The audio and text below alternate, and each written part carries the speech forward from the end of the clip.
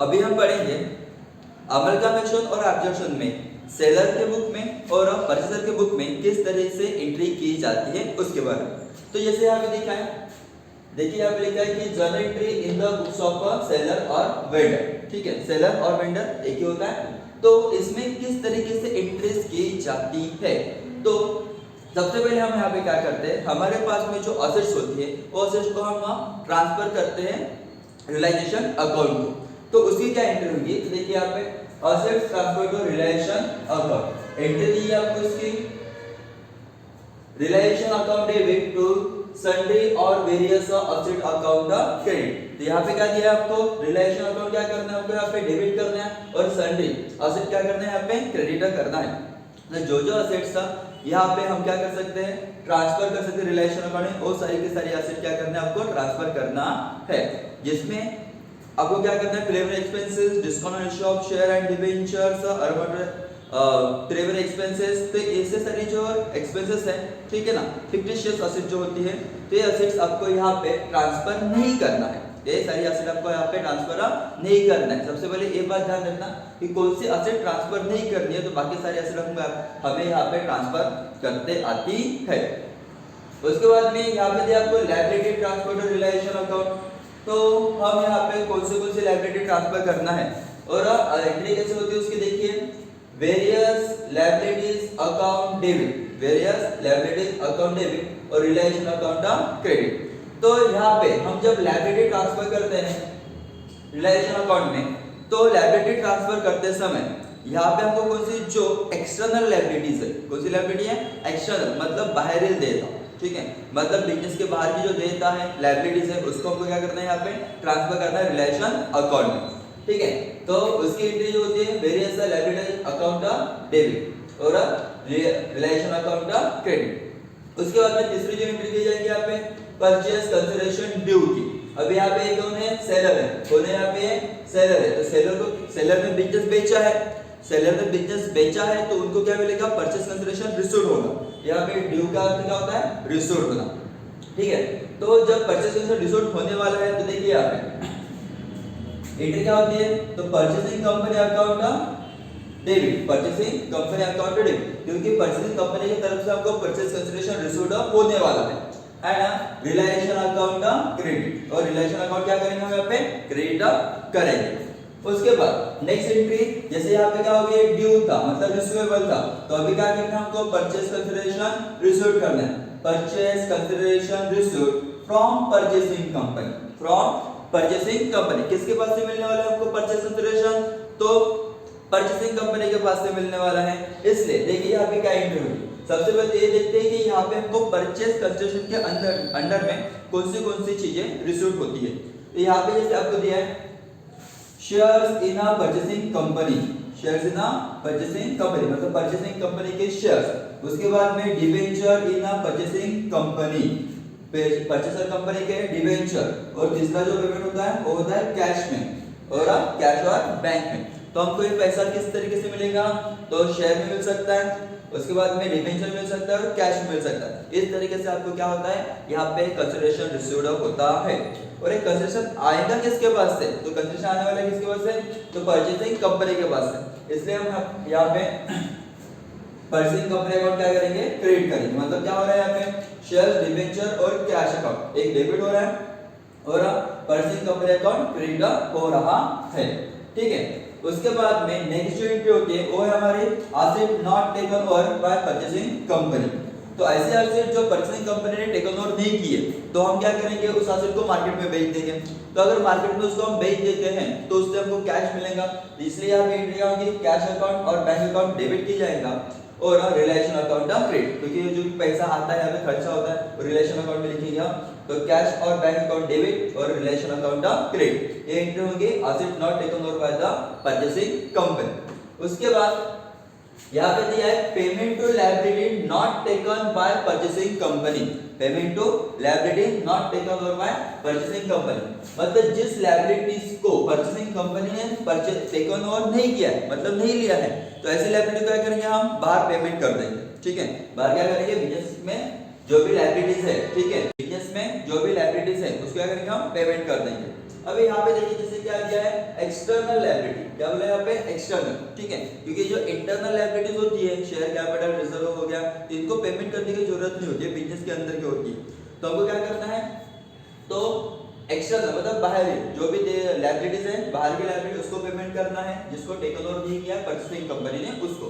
तो इसका क्या एंट्री होगी, एक्सटर्नल लायबिलिटी अकाउंट डेबिट और कैश और बैंक अकाउंट क्रेडिट, क्योंकि हमारे पास से यहाँ से पैसा जाने वाला है, व्हाट गोज आउट तो कैश और बैंक अकाउंट जाने वाला है, इसलिए क्या करेंगे हम इसको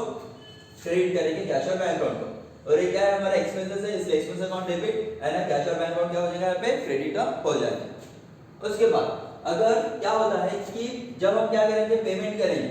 लायबिलिटीज को, उस पेमेंट के ऊपर अगर हमको क्या हो जाता है प्रॉफिट हो जाता है, पेमेंट करने के बाद में उसके ऊपर हमको क्या हो गया, अगर प्रॉफिट हो जाता है तो फिर प्रॉफिट की एंट्री करेंगे, तो profit on a payment of a liability, liability के पेमेंट के ऊपर प्रॉफिट क्या एंट्री होती है, तो external liability account debit, external liability account debit and then relation account credit, profit हुआ है इसलिए कहां पे जाएगा, रिलेशन अकाउंट में क्रेडिट किया जाएगा। देन अगर सपोज यही यहाँ पे क्या हुआ प्रॉफिट हुआ है, तो इसमें क्या हो गया समझो लॉस हो गया, क्या हो गया इसमें समझो लॉस हो गया, तो लॉस हुआ तो क्या एंट्री करेंगे, मतलब लायबिलिटी के पेमेंट करते समय अगर हमें ज्यादा का पेमेंट करना पड़ा तो क्या करना है, तो आपको यहाँ पे इसकी अपोजिट एंट्री करनी है, मतलब यहाँ पे एक्सटर्नल लायबिलिटी अकाउंट डेबिट है प्रॉफिट में और रिलेशन अकाउंट क्रेडिट है, तो इसको उल्टा करना है, इसमें रिलेशन अकाउंट डेबिट हो जाएगा और एक्सटर्नल लायबिलिटी अकाउंट क्रेडिट हो जाएगा, ठीक है, इसके अपोजिट एंट्री करेंगे जब अगर लॉस हुआ है तो। उसके बाद में आपको नेक्स्ट दिया है liquidation expenses paid, liquidation expenses, अगर लिक्विडेशन एक्सपेंसेस सेलर के रूप में हम एंट्री कर रहे हैं ना, तो सेलर ने अगर पेड किया होगा तो यहाँ पे उसकी एंट्री होगी, अगर नहीं किया होगा सेलर ने उसकी एंट्री नहीं होगी, तो क्या एंट्री होती है यहाँ पे देखिए लिक्विडेशन की रिलेशन अकाउंट डेबिट और कैश और बैंक अकाउंट क्रेडिट, तो रिलेशन अकाउंट यहाँ पे क्या करना है हमको डेबिट करना है और कैश और बैंक अकाउंट क्रेडिट करना एकदम इजी एंट्री। उसके बाद यहाँ पे हमारे पास में कैसा कि हमारे बैलेंस शीट में आपको प्रेफरेंस शेयर कैपिटल भी दिए रहते हैं, तो preference share capital transfer to preference share holder, preference holder, तो क्या है प्रेफरेंस शेयर कैपिटल क्या करना है आपको, प्रेफरेंस शेयर होल्डर को ट्रांसफर करना है। अभी ट्रांसफर करने की एंट्री क्या करेंगे देखिए, प्रेफरेंस शेयर कैपिटल जो होते हैं वो हमारी लायबिलिटी होती है, लायबिलिटी मतलब क्रेडिट है हमारा, तो क्या करेंगे उसको पहले यहाँ पे डेबिट करेंगे, तो प्रेफरेंस शेयर कैपिटल अकाउंट क्या करेंगे वहाँ पे डेबिट कर लेंगे, ठीक है, मतलब जिसको क्या करना है आपको ट्रांसफर करना है लायबिलिटीज को उसको डेबिट कर लेंगे, यहाँ पे प्रेफरेंस शेयर कैपिटल डेबिट हो गया, और जिसको ट्रांसफर करना है, किसको ट्रांसफर करना है यहाँ पे, तो प्रेफरेंस शेयर होल्डर को, तो प्रेफरेंस शेयर होल्डर अकाउंट क्या कर लेंगे हम यहाँ पे क्रेडिट कर लेंगे, इसकी क्या एंट्री बन जाती है preference share capital account debit to preference share holder account credit. अभी एक बार यहाँ पे हमने इसको ट्रांसफर कर दिया, अगर होगा तो ट्रांसफर करना, नहीं होगा तो नहीं होता,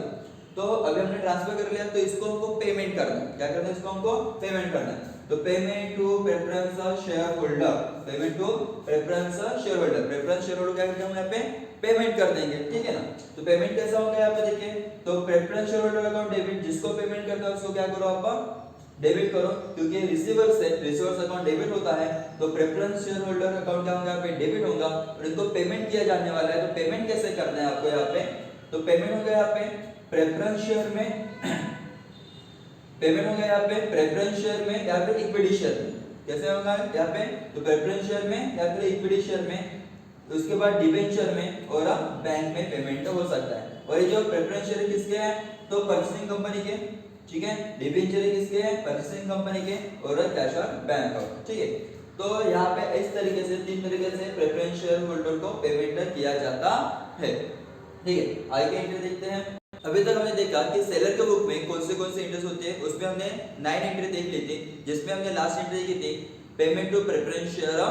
होल्डर। तो अभी यहाँ पे देखिए, अगर प्रेफरेंस शेयर होल्डर को हमने पेमेंट किया और पेमेंट करने के बाद में हमको उसके ऊपर प्रॉफिट हुआ है, मतलब पेमेंट करने पे हमको प्रॉफिट अगर होता है, प्रेफरेंस शेयर के पेमेंट पे अगर प्रॉफिट होता है तो उसकी एंट्री क्या होती है, तो preference share holder account debit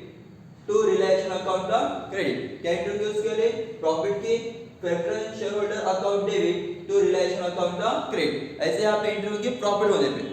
अगर सपोज यहाँ पे लॉस हो जाता है, मतलब क्या हो गया यहाँ पे, कि लॉस हो गया, मतलब हमने पेमेंट कर दिया प्रेफरेंस शेयर होल्डर को, लेकिन उसके ऊपर लॉस हो गया, मतलब ज्यादा का पेमेंट अगर उनको कर देते हैं हम, तो क्या हो जाएगा, opposite entry for loss. Loss की क्या एंट्री करेंगे हम, अपोजिट एंट्री करेंगे, मतलब यहाँ पे preference share holder account debit हुआ है उसको क्रेडिट कर लेंगे, रिलायंस अकाउंट जहाँ पे क्रेडिट हुआ है उसको हम डेबिट कर लेंगे, ये एंट्री होगी लॉस की, ठीक है ना। तो उसके बाद में अगर